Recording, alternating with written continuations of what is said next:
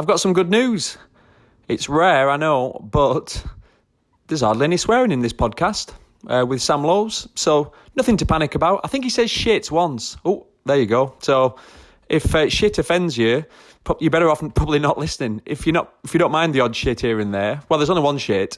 So, well, there's a few now, because obviously I keep saying shit, but you know what I mean. So, enjoy.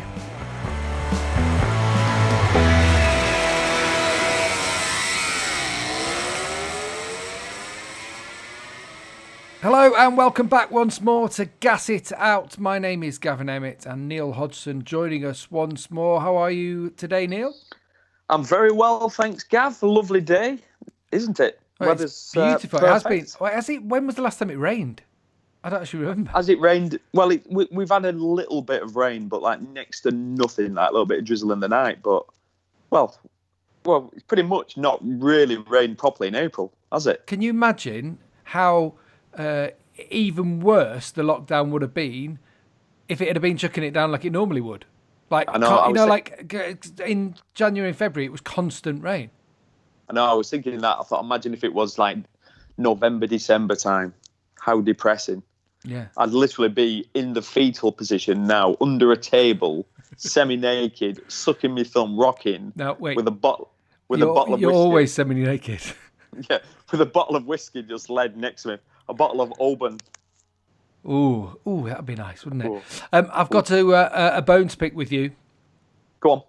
And not a small bone either. Not like a. Here we go. Not like go a on. finger. What have I done now? Bone. I'm talking a femur. Go on. The Chasing the Racing podcast with Chrissy Rouse and Dom Herbertson. Yes. Yeah, you recorded one of those recently, didn't you? Yeah. Yeah. Do you feel what's wrong? No. I don't feel cheated on or anything like that. No, nothing like that. No.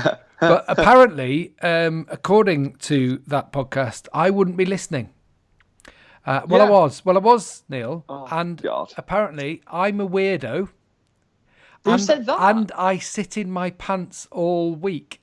And you suggested that I watch basketball. Now, all the other sports that you listed, fine. But I do not watch basketball. Just thought I'd clear things up.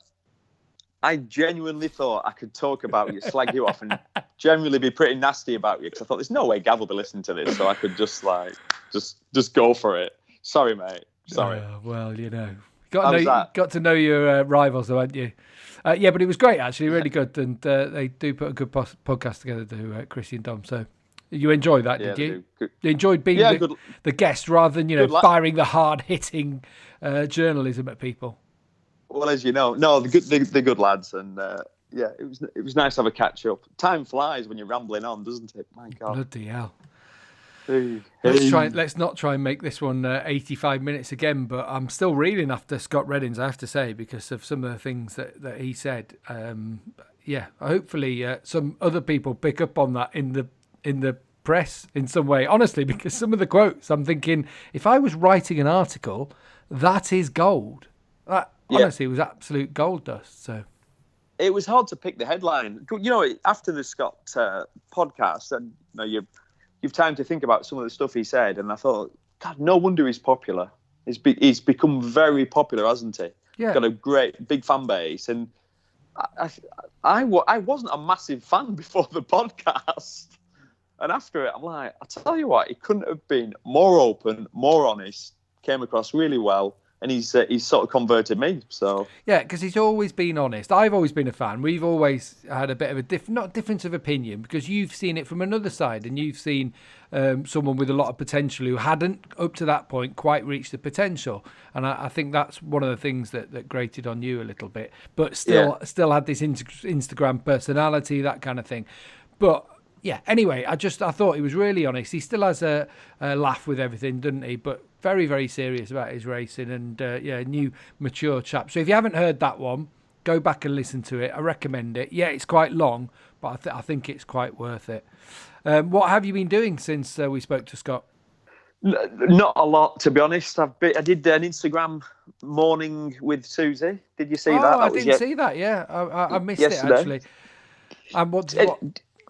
it's a nice little thing she's got going there. I think every morning she does I don't know if it's about a 15, 20 minute sort of at 9 o'clock live on Instagram, chatting to people, just a relaxed, typical Susie, just really relaxed, fun. And it's a nice little setup. So if you want to follow Susie Perry, if you don't already follow her on Instagram, I think I know what she is. She's Susie Perry 100. What's that all about? That's my number. Yeah, I was a bit suspect about that. Yeah. Did she get you to do a headstand is what I want to know, because she's got Alex Lowe's and his wife Corinne to do one. Thankfully, no. Because I just want to see it just for humour value. I don't know if I'm up. I don't know if I can do that. I haven't done a headstand since I was in infant school. Hey, if you can hear a noise in the background, I don't know if you can hear it, Neil, but they're still cutting the trees down opposite. They're still lopping the tops off them because they had to stop the other day because there were too many cars left on the road. They couldn't work out who they belonged to, and they're still getting round the corner. Oh, they're making a mess of it. Oh my goodness me! Have you been yesterday? So you've got a line from your house, the telephone line, to the telegraph pole, right? Yeah. Not that I have a telephone, but they were lopping branches off, and one of them landed on the one. I was just watching it outside the window at that point on the telegraph pole and properly gave it a yank, and there was this clatter in my house. I'm like, what on earth's going on? So and they still haven't lopped off the tree that's overhanging the pathway. So I'm a little bit miffed by that one. A little bit grumpy. That's not good. But I have been making up for it by pressure washing. Hey, how rewarding is that? It is the most satisfying thing ever, isn't it? It is. I know. It's like Instant finding a kind gratification. like a nirvana, isn't it? It's like this sort of. I feel like I'm in this kind of yogic meditation where, as the dirt gets washed off the paving stones, it's amazing. So I cleaned up I've got a little wall in front of the house, and I cleaned it all up. But problem, rookie error, backsplash. Absolutely covered. I cleaned my girlfriend's car and it's white, and I covered it in dirt. Oh my God! Made a mess of it. And then on the other side, my car, which is covered in tree dust, I also covered that in a lot of dirt. So I've got that to do. That's my job for today. The problem with it though, Gavin, is it's one of them where do you stop? Because once you start cleaning, power washing, you realise how dirty everything else is. Yeah. My problem is I did all my path and driveway and all that lot, and then I'm looking at my neighbours and I'm like, theirs looks really dirty now. And my neighbours are really, really old. I'm like, should I go around and do it? I cut the grass for them. I'm not saying this to get sympathy, to help them out. And then I'm like, should I power wash them? And then I'm like, hang on, if I power wash then all theirs, then the neighbours next to them's drive looks dirty as well. And they're really busy because they've got like a young family. Should I be doing theirs? So I'm like, I've got this dilemma of where do you stop power washing? Yeah, just stick with. And do you know what the tendency is to go a little bit too hard on it. And if you've got mortar in between bricks and things in between, you've got to be careful, haven't you? And all your pointing. Yeah, you've got to not go too heavy on it. One thing I learned quite a lot from the Chasing the Racing podcast was that it'd been 30 years since your first race on tarmac. Yeah. 30 years. How Unreal, old are you? I know. Actually, when they said it, as soon as they said it, I remember I started the Easter weekend, 1990. You just think, where has that time gone? It's bizarre. Bear in mind, it is bizarre. Scott Redding is 27, and Sam Lowe's, who we're speaking to today, wasn't even born, nor was Alex. No. Incredible, isn't it? How old do you feel? I feel about 25. That's the problem. That's the issue I've got, as you know. But it is strange, isn't it? You look back at things like that and you're like, I can't believe I'm actually that old. I'll be like 50 in 4 years' time, but I feel 25, and I feel as fit as a fiddle. 60. Gordon Ramsay. Hey, someone who doesn't look back a lot, I think, is Sam, our guest today. We've spoken to his brother Alex, and there's clearly a great sibling rivalry between the pair of them, and a great partnership, great duo, aren't they, to always have together. But he is like an ever-ready Eddie, isn't he? He's properly always positive, upbeat, and looking ahead towards the future, despite all the bad things that may have happened. He's an incredible individual. We're so fortunate because we've been able to spend so much time with him. With pretty much the last 7 years, because since BT have been covering the MotoGP, Sam's been in the paddock. But I was good friends with him before that. I've known him for 10 years, and he's never changed. He's always been a ball of positive energy. There's not many people that have stayed over the 10 years that I've known it would stay that consistent when you see what he's been through. Because he's been through some big highs, winning the World Supersport Championship, making it all the way to MotoGP. That's every rider's dream to make it there. And then the big lows of riding for Aprilia in MotoGP, going completely wrong for him, being sort of spat out of the MotoGP paddock or at MotoGP class. Well, I'm intrigued to see what he has to say about that, bearing in mind what Scott said to us the other day. Exactly, because we saw it when Sam was there. The Aprilia was terrible. It was probably even worse when Sam was there than when Scott was there. But he's always had this ability to press reset. Incredible. I don't know how he does it so much. And I always think, is he lying? Is it an act? But because we know him so well and because we spend so much time with him, nobody can lie or act that many times. Do you know what I mean? It's like when they go in, when people go in the jungle, everyone's good for about 5 days, aren't they?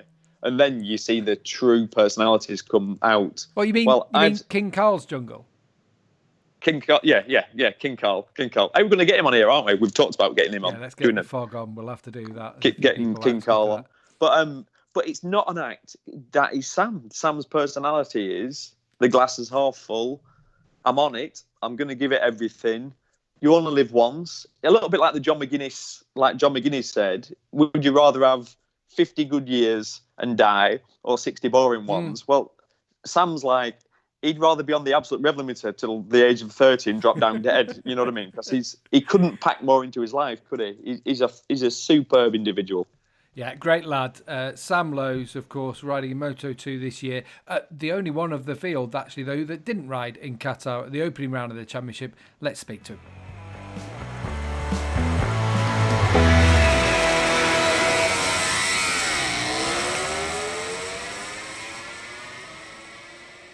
Hello. Hello. How are we doing? Not too bad. How are you, Samuel? Good, thank you.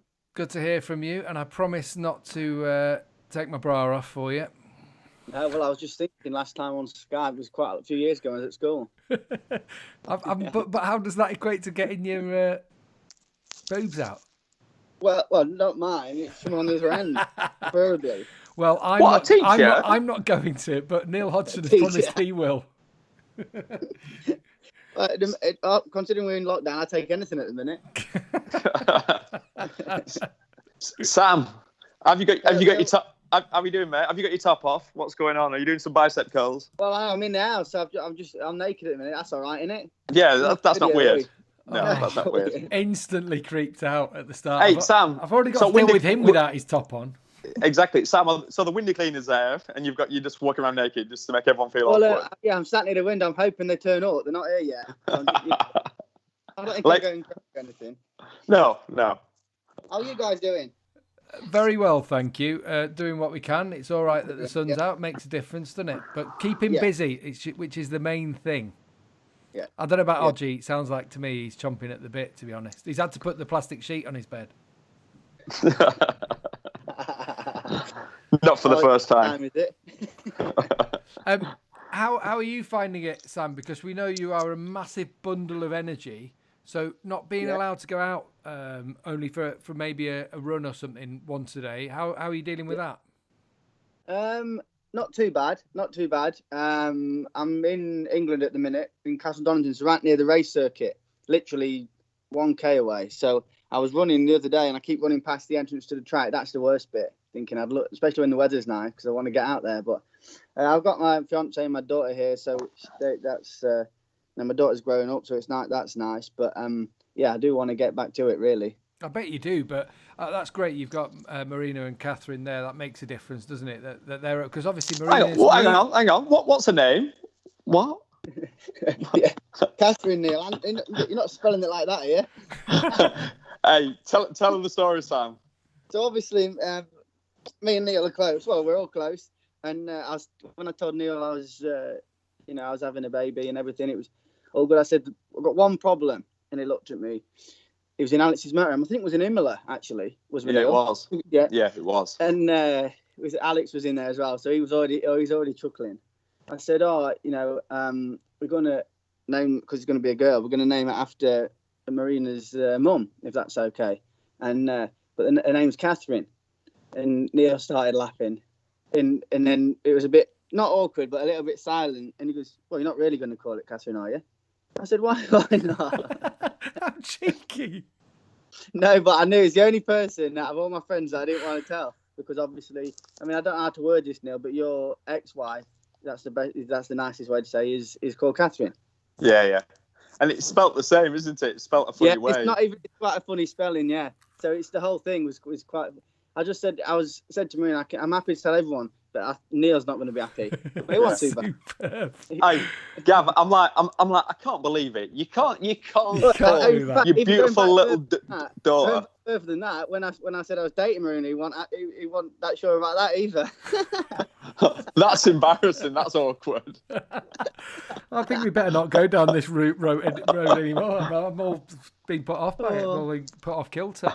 But it's good that you've got them over, because she's Italian, isn't she? And so when this all started, her family a lot harder, actually.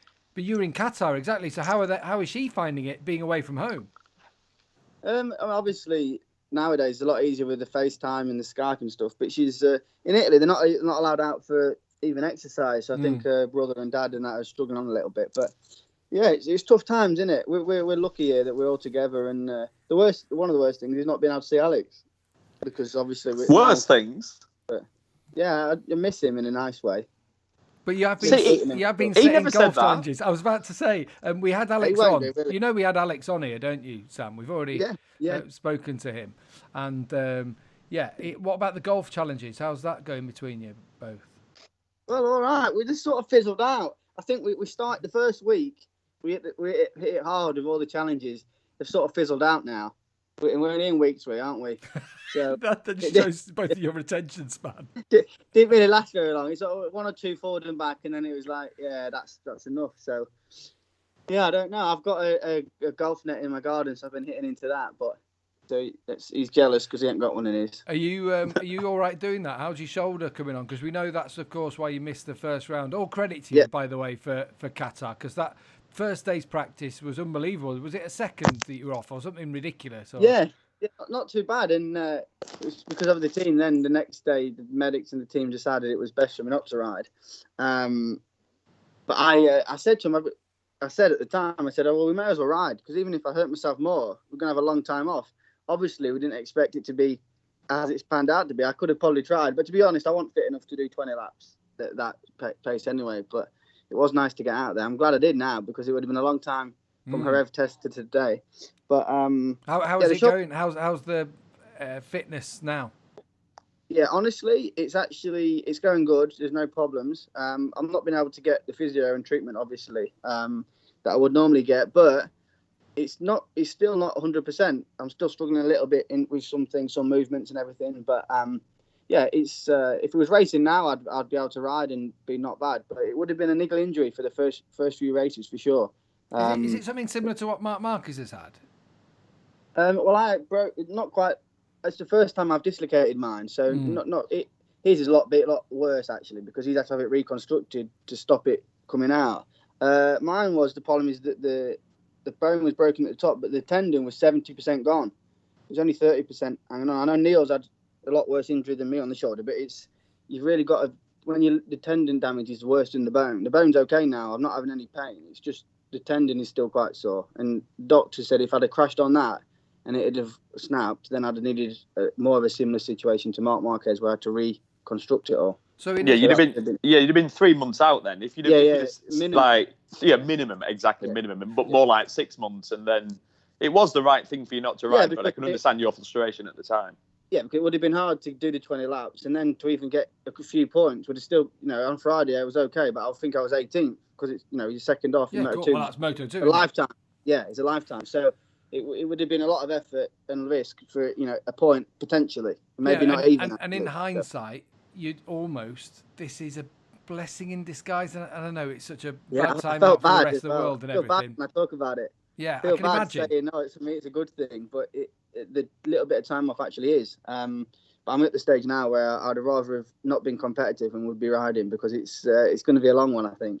Yeah, but you do get to spend time with your daughter. That you wouldn't have had this quality time necessarily all to yourself with her. You obviously, with this injury, let's not make any bones about it. It's a frustration still, isn't it, at the start of the year when you're with the Marc VDS team, which we know is the top team in Moto2. There's a bit of pressure on here and there. You've joined the top team and then this happens. It's frustrating. Yeah, it's frustrating, especially the way it happened. It was like, I think, the slowest crash of my career. Just turned 2 in her head. I just felt awkward. So it was a strange one. But yeah, it wasn't ideal. But the teams last year, before I joined the team, you'd have argued that it's the best team in Moto2. Now I've seen how they work and been involved in it. It is the best team, definitely. The way they work, even the way they treated me in this situation, has been difficult. It's been fantastic. And when we get back going, whenever that'll be, it's I'll be in a lot fitter state, and I'll I'm looking forward to it. I can't wait, because the experience and the way of working with the garage is something I've really not really experienced in the past. You've got a team there, obviously, that have won world championships, haven't you, Neil? I mean, we look at, when you look from the outside and you look at whether it's been with Alex Marquez, Frankie Morbidelli, Tito Rabat, just going back, Scott Redding, through time, that team has been made to work at a MotoGP level. And that's why they're in MotoGP, I suppose, for a year. Exactly. They've had so much success. They know how to win. It's a little bit like when we're talking to Brad Binder, and he was on about working with Akiayo and what he learned by being in and around him, and how he helped him with his career. Sam's now in that position where he's joined the VDS team, and this year was going to be that year where I think it'll enable him to go to that next level. But thankfully, you've got a 2-year deal anyway, haven't you? So it's not like no one's panicking that if you don't race, you're not going to be riding for them moving forward, I'm guessing. No, there's no problem there. Yeah, it's if for the worst case situation we didn't get to do any racing or many races this year, then either way we'll be with the team next year. So, no, the biggest thing for me is that they take so much things, not stress is probably the wrong word, but so many things out of the equation off my back. So I literally have to ride the bike and come in, give my honest opinion and believe in the guys to do the job. And that's something that I feel really good about. Also, when I'm at home and away from the track, you're not worried about any boxes being ticked. They're all, you turn up to the track, everything's ready. And the bike, even Qatar, I didn't ride all the testing, all the Qatar tests. The bike's working straight away. And that's a massive, massive help. What did you make then of the first round of the championship? Obviously, Nagashima's gone on and won. That's a surprise in itself. There were people up there. Obviously, Luca Marini went right at the end, but he was dropping back like a stone towards the end of the race. It was a funny one, wasn't it? Yeah, really funny. Really, really funny. I watched the race, obviously, from trackside, turn 1, actually. It was a strange race, I thought. After watching the testing the week before, looking at the long runs some riders were doing and seeing, it didn't pan out like I expected it to. The whole weekend was a little bit strange without the MotoGP, and it was a little bit different. And then I think the fact that it was a night race after all the testing being in the day affected it a little bit, because the race was not strange, because Nagashima rode mega and deserved to win, but it was different to what I thought. Some riders that I expected to get a lot of points didn't really. So that's from my side, from a selfish side, probably quite a good thing. Yeah, I suppose so. Because Marini, Martin. Yeah, the ones that we were expecting. We were talking them up, weren't we, Neil, before the start of the weekend? Marini and Martin were 2 of the names. You're thinking, they're in the hat. Yeah, but it's typical Moto2, isn't it? It's such a difficult class. It's like I don't know, obviously you can answer this, Sam. Is it frustrating at times being in the class? Because it's so competitive, and then you see riders that do break out of it, like, let's say, Fabio Quartararo, and they get into MotoGP, and obviously their career goes forward. Obviously, that happened with you, but unfortunately for you, you jumped on probably the hardest bike to ride in MotoGP, on the Aprilia. We spoke to Scott Redding about it a few days ago, and what was his line? It was unrepeatable before exactly. The watershed. Exactly. So, the thing, my feeling with Aprilia was the fact that the bike, whether it was bad or not, is the team was bad. The bike could have had some, we could do things, but if it was a team and the way of working and the way of treating the rider that was difficult for me. He felt he was being laughed at was one of the things that Yeah. Scott had said. Did you feel like that? Yeah. But honestly, it always took me a year and a half to get over it. It's terrible. To work all your life to get to MotoGP and then arrive in that situation was really disappointing on a personal level. When you sat in a room on your own, you're not talking anything to anyone. You just think that's just completely different to what you expect. And then coming back now, I've joined this VDS team. If I'd have had that Aprilia bike with the way that these people work, you not that you could have done a lot better, but you'd have felt better and enjoyed it more, and the results would have come a little bit stronger. Yeah. Without Where do you think, though, with not about, this is not about throwing loads of people under the bus. Yeah. Where do you think that problem stems from, though, in Aprilia? Do you think that's from the top with Albesiano was the team manager? Is it down to him, or is it like one of those teams that's micromanaged? Person. He's just a terrible person, the way he manages everything, and I don't think he even knows when he's telling the truth or not. But for me, the first problem can be a little bit that the teams Gresini in half and Aprilia in half, and they don't get on at all. So it's strange how it's a mess to start with, basically. Yeah, so like the actual mechanics and the the tyre guys and the people that drive the trucks and stuff are managed by Gresini. So like the running of the box and the hospitality and everything. But then the bike development and the comments about the bike and everything run by Aprilia. So they just, like the Gresini people arrive Tuesday, Aprilia people arrive Wednesday, stay in some fly business. Just like it's two different ways of going racing. And they just don't get on. Well, I've heard rumours of a couple of bits. One thing to point out is that Fausto signed you again last year, so that says something, doesn't it, about how that year went? But also, I've heard rumours that he's looking to go his own way, maybe, or trying to get another manufacturer. Aprilia might get their own 2 slots. Have you heard something around those, Neil? Yeah, I've spoken a lot with Fausto about it. For me, if Fausto ran the team on his own, the results would be a lot better, even with the bikes they have now, because he can run a team and knows how to run a team, especially if they have the budget. So it's it's frustrating because it's hard to believe the might of Aprilia. I mean, it's a great manufacturer. Obviously, it's the Piaggio group. They've got funding. I mean, think what they've achieved in motorcycle racing. Think of the 250 era. They built the most beautiful 2-stroke 250s, in the 90s, and just dominated the world, didn't they? Remember Max Piaggio winning those titles on them. The Chesterfield Aprilias. I mean, they've got such a good racing caliber, haven't they? And they come in there, and a few years with Piaggio was incredible as well. I think the bike has potential.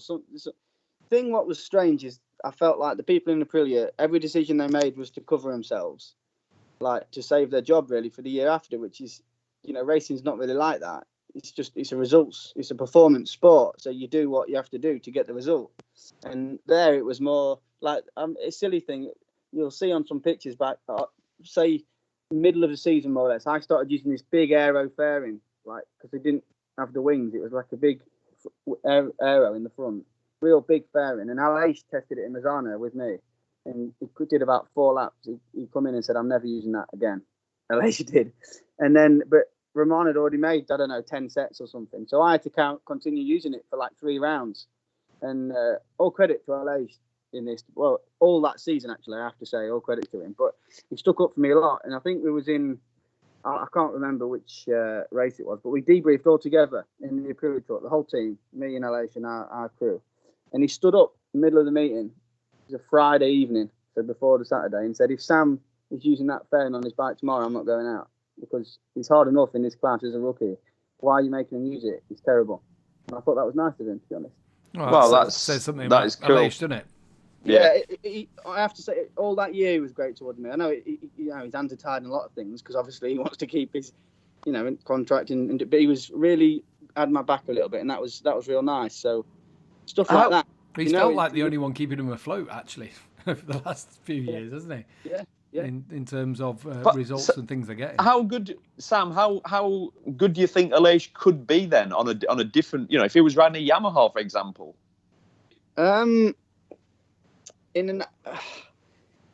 Aleix rides. His style's very unique, and he's very, very fast. He's got speed, like also on the remember on the forward bike, the forward Yamaha, Flash Yamaha. I know it was. He's so fast, but the way he rides, he'd be quite similar on a few bikes. Do you know what I mean? Yeah. But he like when he's on the Suzuki, he was strong, but Maverick was a little bit stronger. But he'd be, I think if he jumped on a Yamaha now, I think he's improved. I think he works as hard as anyone on the grid. And I think that, he could be in the top 5 or 6 and fighting for podiums. Yeah. I don't know. I think that's fair. Yeah. You know what I mean? But then you feel like you could say that about a lot of people, don't you, in MotoGP, that you know the caliber, don't you? Yeah, I think there's a little bit, he wouldn't go, if he's teammates with Maverick, like he was at Suzuki, Maverick would beat him. But, or Mark, for example. But he's a very good rider. He works hard, and he's a top bloke. And that year at Aprilia was hard enough, and he made it bearable in times where it was very difficult. So, I'm always be grateful for that. I wonder, we were talking about how much self-belief you have and how much confidence you have, Sam, and it never seems to be beaten out of it. But did it feel beat out of you by the end of that season? Because oh no, the last 2 years, so 18 and 19. 19 a little bit different, 18 for sure, because of this little bit issues in the team. I struggled a lot with confidence, a lot with finding the way again after Aprilia, just getting back going. And even sometimes now, I'm not quite at the level I was before going to MotoGP, because it was a hard year that, and a lot of the way I perceived I was treated in the team, it lost a lot of confidence in my comments and in my belief with my riding. But it's coming back. Obviously, joining this team has helped me a lot, and I was strong in testing and looking forward to it. So it did take a hit. Because let's not forget, before you went to Aprilia in MotoGP, you were 4th and 5th in the world, and you've been winning Grand Prix. You were regularly finishing on podiums, and that's 4th and 5th in Moto2, which we are talking about the one of the, if not the most difficult class to rise above the parapet. Yeah, I think there's a little. I've let myself down a little bit potentially the last couple of years, and you're just losing a bit of confidence. Racing's massively in your mind, and especially in Moto2, because the bikes are the same, more or less. You can get a little bit more out of it and a little bit less out of it. But especially now KTM have pulled out, most of the bikes are Calex, so you can't come in and blame the bike, and that's a good thing. But when you're struggling, it's hard. To look in the mirror. You've got to work better, because you can get lost on the weekend and go out of the window. So then obviously the bike's the same, but settings worse. But it's a very good class for when you're riding good and your confidence is high, because you're on a level playing field. But when you're struggling, you need to look in the mirror and be honest. I think you put up on social media this week, it was 5 years to the day that you'd won that first ever Grand Prix at Circuit of the Americas in Austin. Yeah. So I wonder, obviously you were World Supersport Champion a couple of years before in 2013. What's the biggest, what's the one thing that you remember more than anything? Of those two? Of those two, I would say, my win in Austin. And something changed that day a little bit, because, I come into the paddock, not everyone knew me that well from Supersport, which is obviously not the level of Grand Prix. So, to come and win, especially with a speed up that some people said was a mistake to go with, was a great feeling. I was very proud of myself that day. Especially because it was a terrible weekend until the race. I had a couple of crashes. How many crashes did you have? I don't remember. Too many. 3 or 4. Yeah. So that was not good. But I think definitely the win in Austin is one of my best. Better than the World Supersport Championship. But that is still obviously a good memory for me, the Supersport. Of course it is. I think my best memory is winning in Jerez, because I tell this. Me and Alex always joke about this. He was there as well, which is good. But because Jerez is a track where we all ride a lot, testing a lot. In Grand Prix, everyone knows, you go in Jerez testing. So to go there and I won in a good way, and I wheeled over the line with my leg off, and it was just something that I've dreamt about doing. That I used to see Troy Corsa do that wheelie with his leg off, and thought I'm gonna do that one day, winning a Grand Prix, and I did, and that was a great feeling. And Alex was there, and your brother's there when you come back into pit lane. And when I won in America, my wheelie was that bad. I've copped so much shit off Neil about it. He sort of took the edge off the win, to be honest. It was so funny, because that was like, imagine after he comes in and it's one of the first things he says he said to me was like, the wheelie was shit, wasn't it? And I'm like, oh my God, what happened with the wheelie, Sam? because Sam is the king of wheelies anyway. So it was like I was expecting like the most perfect wheelie, and it was like, oh no, it was a bit of a poor one. Oh, it's poor. Now Alex has got that picture of me crossing the line, so with the checker flag in the background on the speed up in beta colours. It's nice, but the weed is terrible. It really is. So it's like a bittersweet looking at the picture, but no, it's a funny joke. And that was also going back quickly. I do love doing wheelies, but I could never wheelie the Aprilia because of the way the electronics and that was. So that was another negative point of that. Well, that's the worst of the lot. It doesn't matter whether it's fast over a lap. If it doesn't wheelie, what's the point of it? Yeah. Have you ever been told off a team to not wheelie for the bikes? Little bit from. So we're Moto2, the company that do all the engines is Trevor from Exeter and Pro, and top bloke, real top bloke. And he the second year is when I was with Speed Up. He come to me and I've been doing a few wheelies, and I think it was, where was it? And I'd wheelied the whole straight, and he come in and just sort of said to me, look, you can't, for the oil and everything, can you not do that as much? I was like, well, yeah, okay, but I still did them anyway. Obviously. Trev Morris being the killjoy. Blooming heck. I remember, Gav, you like this story. I remember when Alex Lowe's, when he first signed for like the official Honda team in England with Harvey Beltram, and it's a great team, obviously, really experienced. And they'd said to him, because they'd seen him the year before pulling loads of wheelies, and they went, like whatever you do, when you're with us, you can't be wheeling the bikes, and certainly not like proper long wheelies like you've been doing. It's not good for the engines at all. And Alex was not happy at all. So he turns up at the very first test for them at Cadwell Park, goes out of the pit lane on the bottom round, comes out, does a full lap, then comes out of the last corner, barn, puts it on the van wheel, all the way down the start finish straight, stood up, wheelie. And it's like basically, I need to wheelie. I need to enjoy riding my bike. I want to pull wheelies. I'm sorry, it's an important thing to me. Can you imagine that? There's no telling a bike racer. He said that to me. He said, well, Honda, he's a great team and Harvey's a great guy, but they are a little bit strict, which is good. He's professional. But Alex said I have to do that straight away just to set the stall out for the year. Then there was going to be a little bit on the limit. So that was it. Did he tell the story about when he was in a Honda event with Jason O'Halloran in a Honda car? No. They did a Honda dealer day, and Alex was with Jason. I think Jason was super stock at the time. I don't think he was his teammate. And Alex gets in the car, and Harvey and Jason are in the back. Alex is in the front, and it's a big line of people. And Alex gets on the grass and starts spinning this Honda Civic around, and Jason and Harvey couldn't even speak. They was like that. Alex is just laughing about it. Just loving it. Yeah.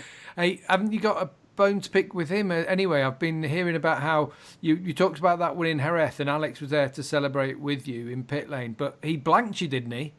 It's the best thing. I wish I had the footage, honestly. Explain what happened. Explain why you're 2-0 up. So in 2010, it's around the time we started to know Neil well as well. It was that's when everything went downhill. That's where it started going downhill. Brands Hatch, it was the Indy first round of the year, and I managed to win, which was the first win in British Championship from a year before. There was like a family-run team, so quite a big step. First round, and I had a win. So I came and I was coming to the end of pit lane. Alex had walked down. Brands, this podium's like more nearer the start and finish line. So he'd walked up the pit lane, and he was sort of right near the end where you come in. And as I came in, I seen him there, stopped, obviously a big embrace, some tears, because it was, at the time, a big step for us to win at that level. And it was a great moment. Then, a few years later, would have been 2012, I think, at Silverstone, Alex did, no, he didn't. He won the first race, Shaky won the second race, but Alex came into pit lane. It was his first win, WFR he was riding for. And I thought, right, I'll go down before the podium, so get out of the way of everyone, so we can have a bit of an embrace. Alex comes in, stood on the pegs, nice, with a number one. So he says he didn't saw me, but he definitely did. Just rather than slowing down, he could have easily stopped. He just stayed up on the peg, with his finger up. That was it. And on the Eurosport, you see me with my hands up, and then just sort of try and style it out as he disses me and keeps going past. So it's quite a funny comment. And then in Jerez, Moto2, he was there and did the same thing, stopped before the hot firm race. So it's 2-0 at the minute, yeah. It's good. Blanked you.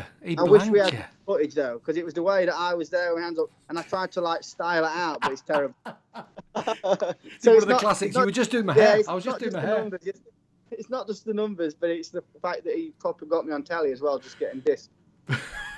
There's no need for that. I want to know though. Do you know what he said to me? Obviously, I know you both very well. Obviously, he said it was all to do with it's all about the top bunk. Yeah. You had the top bunk, so basically, he's not got over that. No, I'm older than him, and I had the top bunk. That was it. Yeah, I'm older than him. Got kicking the bed and that, because I used to tell a lot of stories. When we obviously growing up, being twins, we had a bit of a smaller house. We had bunk beds, and I was always on the top bunk, and that was it. I just kept that superiority over it until now. He said you kept making stories up. Yes, though. he's making them all up. Yeah. I'm great at storytelling. wait till I'm finished racing and I'll tell everyone how fast I used to be. I'll be even better then. Hey, you'll have to go some to beat me at that. No. Come on. Hey, we got Alex talking a lot about you, and obviously he was very proud of his brother, and I know you both are. But what about him and what he's doing in World Superbikes? Because you have diverged in terms of your careers now, haven't you? You were in the Supersport route, and then you've gone over to Grand Prix racing. He's stuck to more the Superbike route. What about how he started in Phillip Island? Yeah, not bad. I think it was a good first round. Not bad. Yeah, obviously, me and him are really close, and obviously I want him to do the best. You know, it's like I want him to do as well as me. You know, we're exactly the same, and yeah, to go to the first round, joining the new team. Obviously, the team's great. We spoke a lot in the winter about it after the testing at the end of last year, and me joining my team, him joining his new team, and they're both in a very lucky position where we've got championship winning teams. And I knew he didn't actually go. I won't say go to plan, because he was always consistent and strong, but with his feet on the ground in testing. But he didn't get that many dry laps, and he wasn't that sure how competitive he would be at the first race. Neil knows as well. And but I could tell a little bit after the test in Phillip Island before the weekend that I think he was something like 10th or 11th at the test. And I could just tell talking to him. Because he's not there, it's hard to understand. But I thought he seems quite relaxed. So I won't say anything. I'll just let it pan out. And then, nearly won the first race. So shows that testing doesn't mean too much in the end, I guess. But he's improved so much in the last 2 or 3 years. I was going to say, have you seen that? Have you seen him change? Have you seen him improve? Yeah, in every aspect. He had some very hard times, like I'd say years, 2010, 11, 12.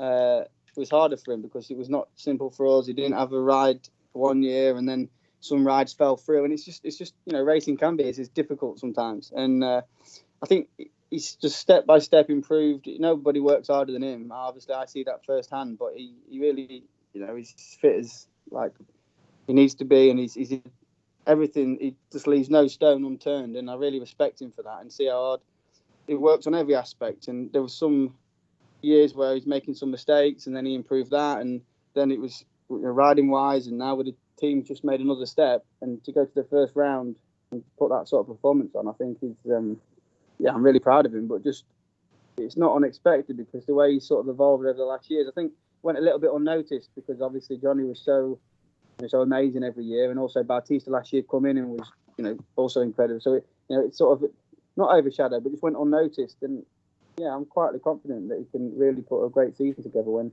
it's all go again. Yeah, we hope that happens. We all want it to work for the pair of you, to be honest. If that's not stating the obvious too much. No, but also working with Neil, I can see from the outside. I know Neil's on here and we're all close, but it really helped Alex. And experience is something when you're younger and people tell you about experience, it sort of goes in one ear and out the other. You don't really, it's just a word. But as you get older and you see things happening and where you've improved or where you need to improve, and I see the way like even Alex and Neil work, it's invaluable talking to someone that has that information, and not just talking about it, but they've had them feelings and been there. That's what Alex is. I feel like he's made another step in the last few years, and that's so. Yeah, I have to say thank you to Neil for that as well. No, you don't have to thank me. I've enjoyed the roller coaster. It's been amazing from the first moment I met you two at the George White Open weekend. It's been nothing but an absolute pleasure. But what's it? Go on, just quickly, while we're on about that, because you thought we were the lads that wear the levers around. If this was a video chat, I was going to put my levers on. Oh my I'm God. always in a Neil. And a bandana. Yeah, we had that story with Alex. Hodgie's insistent. He's insistent. No. I think I'm confident now it wasn't you guys, but that was funny. It was funny. The funniest thing about that, I don't know if I said it, was we sort of spent the day together, and then we all stayed at this hotel, and then everyone got changed, but they had the team uniforms on before they got changed. So I'd got to know them over the day, and then they both had the shower and put casual clothes on and came down, and I had no idea who I was talking to. Not a clue. Didn't know if I was talking to Sam or Alex, because you look so similar. Now, obviously... You must have some tales of that, Sam, over the years. Yeah, we need to know. That's where I was leading with... Come on, give us some tales. No, when we was younger... we have Are these family friendly? Well, I won't go into too much detail, so they are family friendly, but there's quite a few people around Lincoln area that will probably watch that first round of World Superbikes, and to make it family friendly, I'll say, I've been out on a date with that guy that's just won that. When they haven't, they've probably been with me, but I might have had a girlfriend at the time, so I had to use an alias and be Alex. I think I've definitely done. I've done better out of the situation than Alex, because he definitely didn't use it as much as me. But yeah. Why does that not surprise me, Sam? Yeah. I'm Alex. Oh yeah, he probably was a bit of a knob, but yeah. I can just picture it. Can you? Instead, I think I've definitely said that about myself. That's great. Yeah, call yourself a knob. Yeah. That sounds a bit of a knob. Yeah. Anyway, yeah. No, when we used to live with Mum and Dad, we had separate bedrooms, and the bathroom was near my bedroom, so we had to go past. So a few times he'd go to the toilet and like knock on the door, then I'd try and go back into his room, start kissing the chick, but most of the time they'd notice. Not always, but most of the time.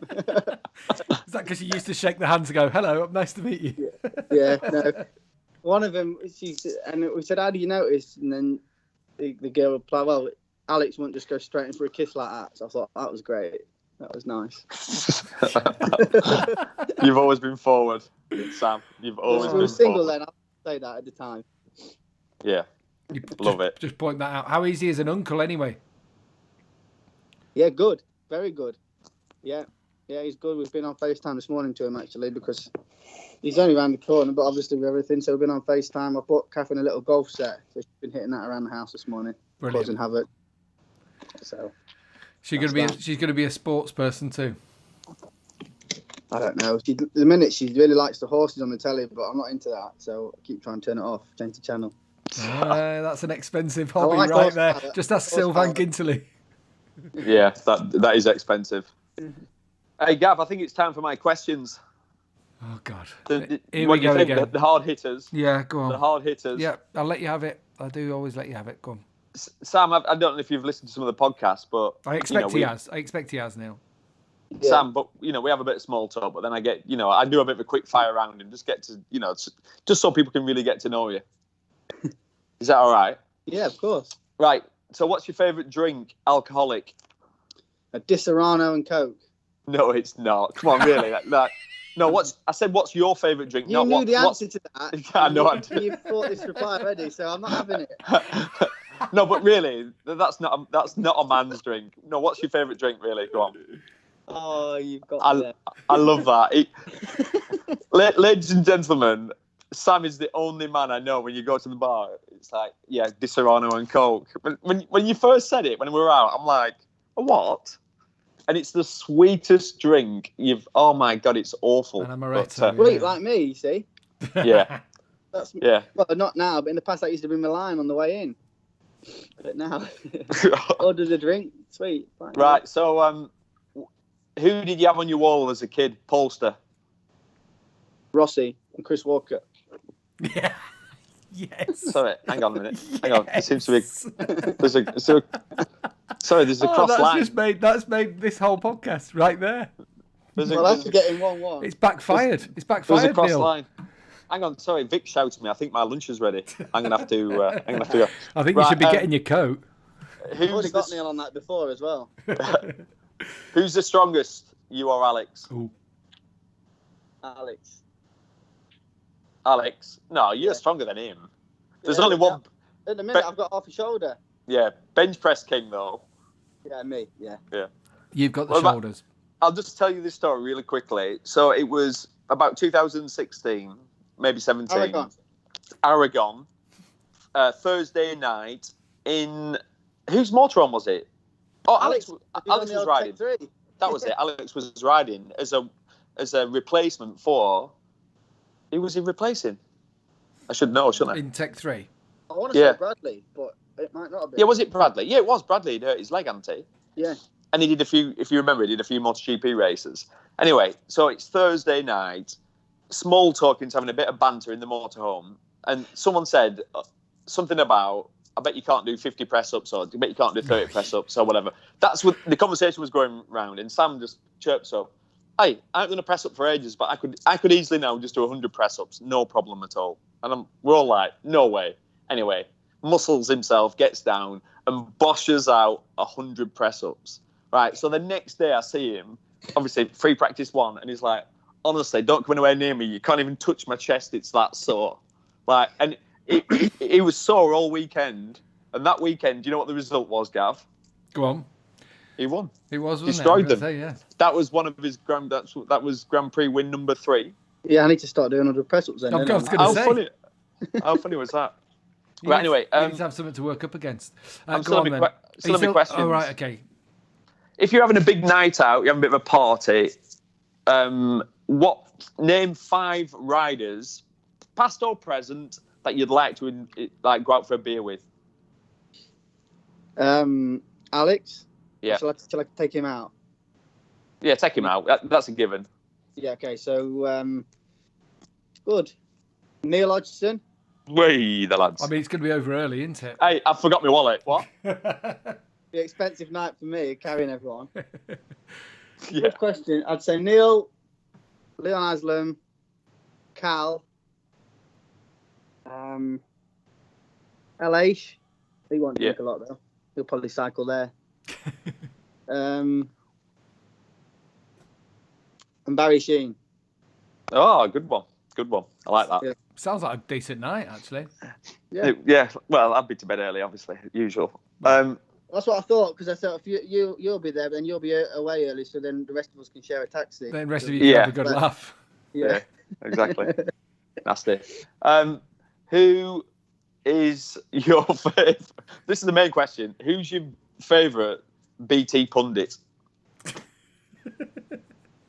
Without doubt, it's Gavin Emmett. Yes. There's only one. What about Gav's legs? In all fairness, Gav does a mega job. He is a legend. But Gav does as well.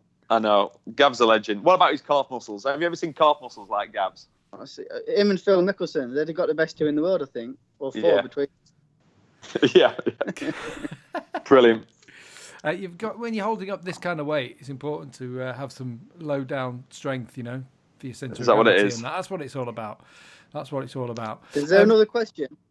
No, that was it. Sorry, Sam. He was hoping for Neil Hodgson. Yeah. Story about the visa email for. Yeah. Oh my God, that had me laughing. Go on. Yeah. So we were on. Alex got married a few years ago, and I was organising. I mean, he finally acknowledged that I was the best man. I think he had to, but so I was the best man organising all the stag do. We went to Miami, so I had to sort all the visas and stuff. I offered for the guys, so I just said send all the. I was texting him. I think I was in Japan at the time. Texting Neil, I said, just send me your details to my email address. So he says, what's your email address? So I replied to him. I said it's stalkersbiggestfan@gmail.com. But it was just off the cuff. Like, we weren't talking about anything. It was just straight back to him. So it got a giggle, didn't it? It was just so you. It was just a funny, just typical. Sam's one-liners are legendary. We talked about it a bit with Alex. Alex is like, yeah, but they're not funny when you've heard them for 20 years. Me and Gav still love them, don't we, Gav? Yeah, we do. It doesn't take much, though, for us, does it? It doesn't take much at all. But you are right. You are right, Sam. Everyone was on Stalker's side. So... Yeah, well, it's a fair point. All I know is that the turning point. There was a turning point. Oh, I know what he's going to say. It was, because to tell you what, sometimes you've just got to say, look, no more Mr. Nice Guy. Sam and Alex, Gav, absolutely rip it out of me constantly.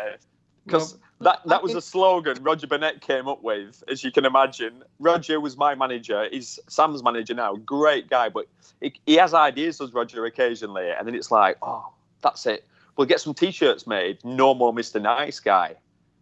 And anyway, yeah, I've seen an interview with you in the motorhome, and then you just say, "Look, I woke up one day, and I just thought, no more Mr. Nice Guy." No more Mr. Nice Guy. And I'll be sat with Sam and Alex, and they'll go, "So tell us about it, Neil, one more time." So you woke up and what? You just thought, "No more Mr. Nice Guy," and I'm like, "All right, piss off." Was this before or after the elocution lessons? Oh my God! Oh, how embarrassing it. Well, yeah. Awful. I'm not even going there. You've got to have these stories. You've got to have one up on you there.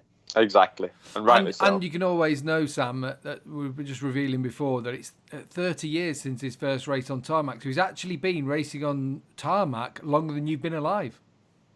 Yeah, that's quite a bit, isn't it? I know. It's disappointing. How'd you get on in your first race? Pretty steady, to be honest. It wasn't that impressive. Yeah, mine wasn't either. No. It's funny, my dad videoed it as well, and it's horrendous. I'm going down the back straight at Langbar, and because I'd done motocross, and I used to power shift at motocross, where you keep the throttle open and you just change gear on the clutch, and all you could hear me was going down this straight going, wee, wee, wee. It just sounded well weird. It took me a while to get the hang of that. Well, you got around it. Sam, yeah. What are you going to be doing now? We don't know how long this lockdown's going to last. We don't know when we're going to get back. How are you dealing with that lack of certainty, lack of knowledge of when we're going back racing? How do you process it? Yeah, honestly, that's the thing. I was talking to Marina this morning. I'm still training every day. That's easy, and also it's nice that we can still have the hour out of the house and get out. But it's a little bit. It's the first time in my career, actually, or that I can remember, where you don't have a date, because you finish one season and you've got a couple of tests, which is nice. Then it's Christmas, but even then you work into, for example, normally for us it's a test on the 10th of Feb or the 9th of Feb in Jerez. So you've got a date, then you've got your calendars for the year. So it's quite, and you pick what you're going to do, and you know that your fitness wise you've got to peak at that point. Whereas now, we don't know if it's going to be July, August, September, or 2021. So that's the only thing. I don't want to not burn out. That's not the right word, but it's hard. It's the first time I've really had that. No sort of fixed point. But weirdly, Sam, there's been loads of times in my life I've not had a date, but that's something else altogether. But, yeah. It's awkward sat alone, isn't it? it's well crap in it. School disco on your own. But anyway, But when you get back, are you going to be in the mix again? Yeah. I've just had there we are. Thank you very much. 2-year sabbatical. That's all. But no, I've worked a lot on myself the last 2 years, and I feel like I've had to change a lot of things mentally as well, just to get back. The speed wise is not Moto2 is not just about speed. Even last year, there's a lot of times I was fast. It's so tight. There's a lot of other variables, and it comes from myself, also from the team, but mostly from myself and the attitude over a race weekend. And this coincided with joining this new team will make a big difference. And is it Gilles Bigot you're working with, isn't it? Yeah, mate. Honestly, I've not put one on him, but I want to put a heart rate monitor on him because I reckon he never gets above about 25 BPM. Yeah, I mean, he is. Yeah, he's fantastic. Yeah, that comes from the lamb chops, you see. Ah, yeah. Big old sideys. That's what they keep him rooted. Keep him rooted to the ground. But obviously, someone with experience like he has. Someone with experience like he has. Obviously, he's won a 500 World Championship, but he's had all the years where he's worked with Tom Luthi, for example, who has regularly, been in the top 3 in the championship. So it's got to be a boost to be knowing that I'm going to be working with that chap.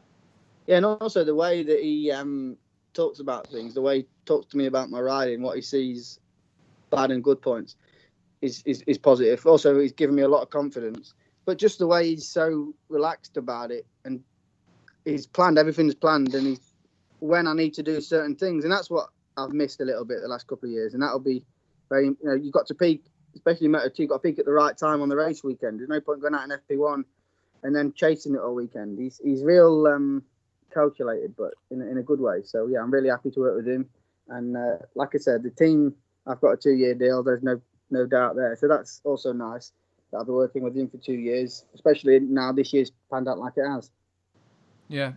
So I want to know, we've been having a lot of discussion about this between myself and Neil. I'm sure you've spoken to him as well about it, but are we going to be racing, do you think, before the end of the year?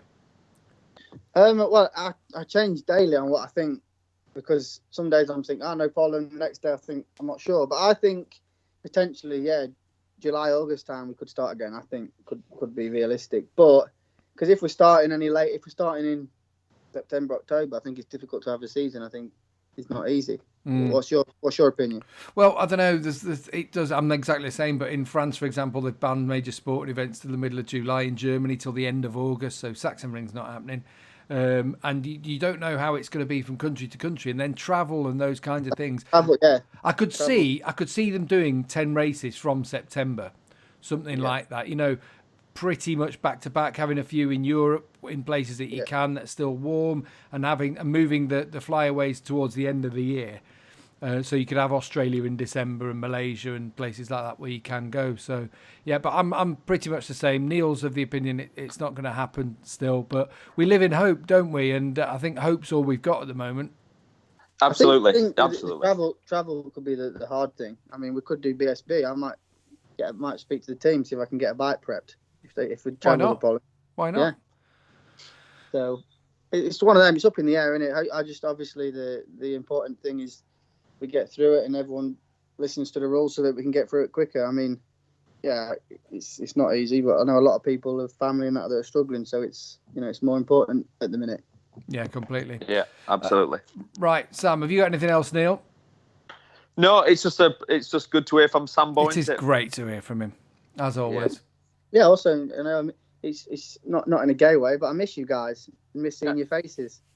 We miss you. We miss you. We are missing your upbeat chat, to be honest. It has to be said. Something sorely missing. All right, we'll let you get back to your missus and to your daughter, and hope your training and your shoulder can keep improving all the time, because that's going to be the big question mark, isn't it? Well, it'll be all right. If I had to race now, I'd be more or less okay. So we'll be good. You'd be gritting your teeth and getting on with it anyway. So it would be. No excuses. Thanks, guys. Nice to chat to you. Good to chat to you, Sam. You take care of yourself, and we will speak and hopefully see you at a racetrack soon. Yeah, let's hope so. Thank you. Cheers, See you, mate. See ya.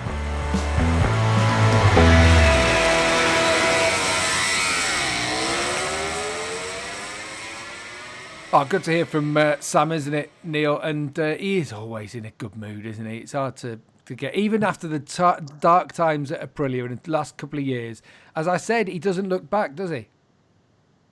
No, but it's still interesting to hear him say that it feels like he's taking a 2-year sabbatical. You know, it's taken him up until now, really, to get over what he experienced in MotoGP. And I think that'll shock people, because people just think, he's had a bad season. You just go back home and you press reset. And that's the sort of things he would say to us, and say to the press. But you can't, Gav, I've said this before, you can't lie to yourself. So you can say to the press, you can say to your friends, I'll be sound, it'll be good. But when you lie in bed at night and you think, maybe I'm not good enough, and once those thoughts creep into your head, thoughts that you've never had before, it's hard to get rid of them. Because when you start out in your career and you're just winning and you're working your way up the ranks, you're the man, everyone's patting you on the back and you're building that confidence and that self-belief. The hardest bit is when you start to get the knocks. And that's when he talks about me with Alex, or, experience. What does that mean? It's just a word. Well, when you've been with someone who's got experience and had them thoughts and explains it, that this is normal. Everybody will have felt like this. Valentino Rossi will have had lots of self-doubts, believe that or not. When he was with Ducati, was he thinking, I can't do this anymore? And, is it time for me to retire? But you have to get through the tough times. And it sounds like Sam's on the right side of it, doesn't it? Oh, definitely. And his own positivity will help him through that anyway. It's a shame about the injury, but hopefully that isn't something that goes on and affects him.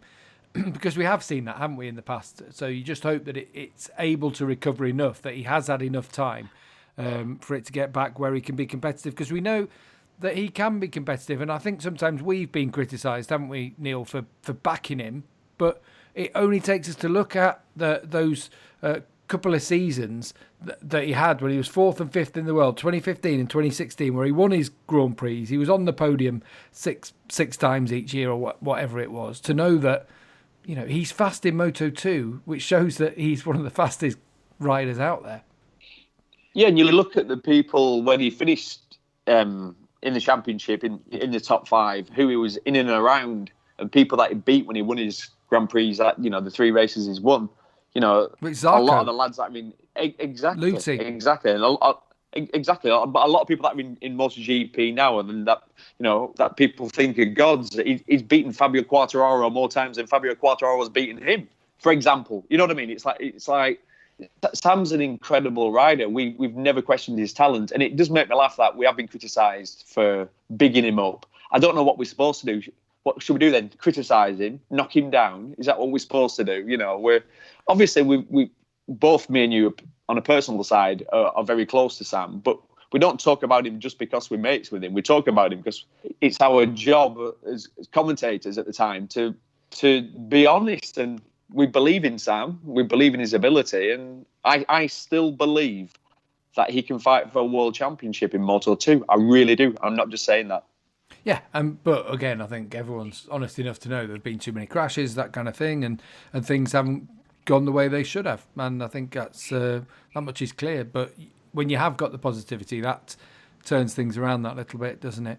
There was another thing that's just come through while we've been recording, that they've frozen engine development in MotoGP till the start of 2021 season. So whatever engines they've got now, it looks like that's what they'll be starting next season with. So almost like it's frozen till the end of next year, effectively, on the engine, but also on the fairing side, the aero side. So I think that's also obviously something they can develop during next year. Does that make sense? But they frozen it, and for Moto2 and Moto3, frozen for the rest of this season and next season. Yeah, really good idea. There's one thing we all know: when we come out the other side of this, the motorcycle racing is gonna look very, very different. There's not going to be, you know, lots of money flying around. You know, sponsorships. It's a privilege when you can get companies to sponsor you. So, you know, everybody's going to have to tighten the belts. So, which means that the likes of Marquez and Co, who've signed deals already. Yeah, it makes you wonder if they'll be honoured, though. Yeah, I've thought that. Or will they have a look at them? Exactly, because everything's changed. I mean, Marquez is a difficult one because it's Marquez. What I mean by that is Honda aren't going to want to upset him, but everybody else's contracts, it might be. Don't get me wrong, Marquez's contract, they might have to sit down and say, look, obviously we're not selling any bikes. You know, we can't pay you. It's just these, you know, if we pay, for example, if we pay you what we've agreed we'll pay you, then we can't go racing because we can't afford to go racing because we haven't got that budget. So we're going to have to cut that back. You know, everyone's going to take a hit. So yeah, it's going to be some interesting chats on contracts over the next few months, aren't there? About where absolutely the future is going. We'll try and get to speak to someone in the know soon. We're actually hoping to speak to Carmelo Espeleta on the Greatest Race in a couple of weeks because that's coming this weekend. Good. It's the last 4 races, and there's some absolute crackers in there this week, aren't there, Neil? So I'm looking forward to it this week. Yeah, I'm looking forward to is it 2006 Estoril, that battle with Valentino Rossi and Tony Elias. And Kenny Roberts Jr. Oh, yeah, I forgot about that. Yeah, it was just one of those crazy races because there were loads went on as well during the race. So, yeah, I'm looking forward to it. Do you know what? The viewing figures have been massive. What's nice to see is that motorcycle fans love to watch some classic racing. And what's good is it's a bit like watching an old film where there's parts of the race that you just totally forgot about. You might remember the result or an overtaking manoeuvre, but the actual story of the race you've totally forgotten about. So, yeah. You mean they're watching for the racing, not for me and you? Yeah. What? Yes, unfortunately, Gav. Oh, right, okay. Anyway, yeah, so we'll be back with a good one of those this weekend, and then it'll be the final, which I'm looking forward to, seeing which way people do vote. Right, Neil, I will speak to you soon. What have you got on for the rest of the day? More painting? You seem to have painted everything I'm now creosoting, which is not nice at all. It's a bit horrible. smelly, but yeah, I know it's horrible. Oil-based, you see, and it gets everywhere, so you don't want it in your eye. Not good on your skin neither.